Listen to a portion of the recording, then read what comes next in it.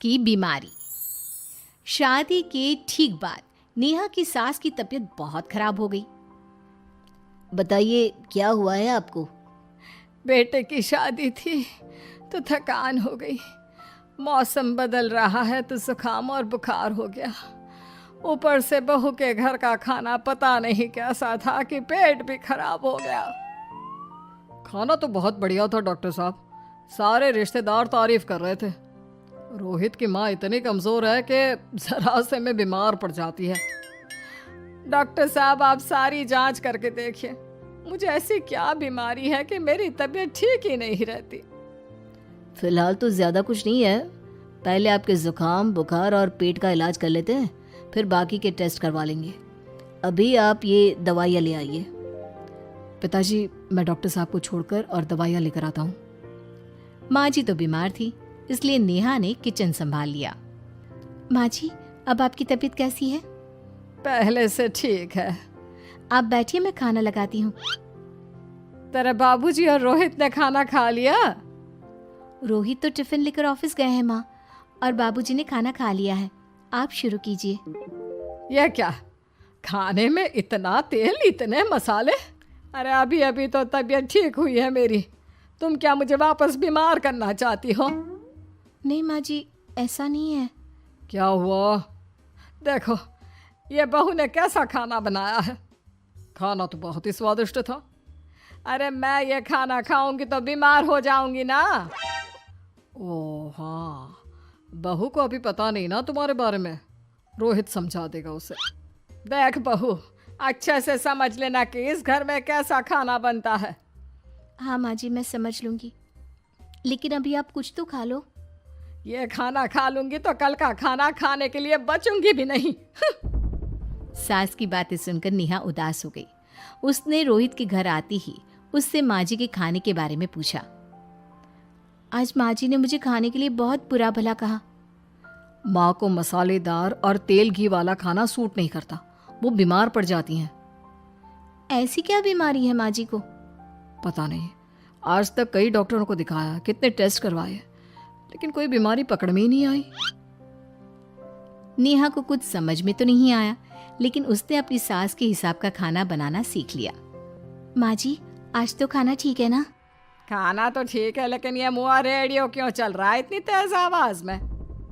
वो माँ जी मैं अकेले काम करते करते बोर हो रही थी ना, तो टाइम पास करने के लिए चला दिया। तेरे इस टाइम पास के चक्कर में मेरा सर दर्द से फटने लगा है। तेज आवाज से मुझे माइग्रेन हो जाता है।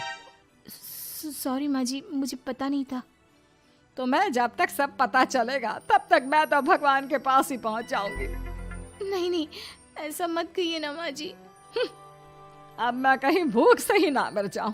खाना मेरे कमरे में रख दो। बेचारी नेहा, उस दिन उसे बहुत दुख हुआ। नेहा तुम रो क्यों रही हो? आज माँ जी ने मुझे बहुत बुरा भला कहा, मैं तो सिर्फ रेडियो सुन रही थी।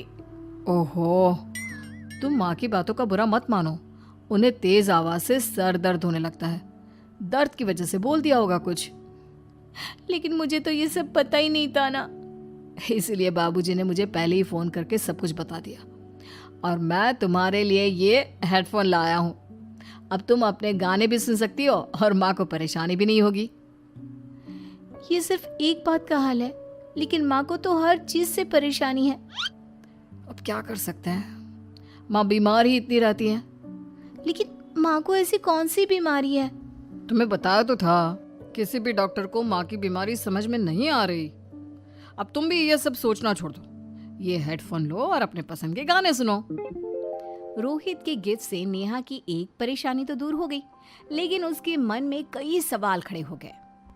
आज मैं देर से उठाऊं या तुम जल्दी उठ गई? वो माँ जी को कल रात भर सर दर्द हुआ ना, तो जल्दी उठकर उनकी जगह मैंने पूजा कर दी। अरे वाह, अच्छा अच्छा, हे भगवान, ये किसकी करामत है? ये तो माँ जी की आवाज है। चलो चल के देखते हैं। क्या हुआ माँ? अच्छा, यह घर में गुलाब कौन लाया? मुझे नहीं पता, मैं तो अभी उठा हूँ। माँ जी आप कल रात भर सो नहीं पाई, तो मैंने जल्दी उठकर पूजा पाठ किया। घर में फूल नहीं थे ना, तो मैं बाजार से गुलाब के फूल ले आई। नेहा, माँ को गुलाब के फूल की एलर्जी है। अब मुझे ये कैसे पता होगा? अच्छा, तुझे कुछ पता नहीं तो तू वही काम क्यों करती है जिससे मेरी तबीयत खराब हो जाए? रोहित के बाबूजी, ये बहू मेरी जान लेना चाहती है। माँ जी, मुझे ऐसा करके क्या मिलेगा? वो तो तुझे ही पता, लेकिन कुछ तो है। रोहित की माँ, बस करो। बेचारी बहू को कुछ पता ही नहीं है, बस इसलिए उससे गलती हो जाती है। जाओ तुम कमरे में। बहू, तुम रोहित की माँ का बुरा मत मानो। वो अपनी बीमारियों से इतनी परेशान है कि उल्टा सीधा बोल देती है। नहीं नहीं बाबूजी, मुझे बुरा नहीं लग रहा, मुझे चिंता हो रही है माँ जी की बीमारी की। ये बताइए कि माँ जी को ऐसी प्रॉब्लम्स कब से होने लगी? शादी के 6-7 महीने बाद से। बाबूजी, तब घर का माहौल कैसा था? अरे भरा पूरा परिवार था। मेरे बाबूजी, माँ, काका, काकी, मेरे दोनों बड़े भाई, दोनों भाभियाँ, दोनों के 2-2 बच्चे हैं, एक छोटा भाई और एक बहन। सब साथ रहते थे। इतना बड़ा परिवार? हाँ, मैं जब 10 साल का हुआ ना, तब पापा का ट्रांसफर यहाँ हुआ। उसके पहले तक तो हमारी जॉइंट फैमिली ही थी। और माँ जी किस चीज से बीमार पड़ जाती हैं? जब तेज गर्मी हो, ठंड हो या ज्यादा बरसात हो जाए। जब माँ ज्यादा थक जाए, जैसे दिवाली पर घर की सफाई या कोई फंक्शन हो, या ज्यादा मेहमानों के आने से घर का काम बढ़ जाए। तेज म्यूजिक, तेज लाइट या ऐसे कोई तेज स्मेल आ जाए।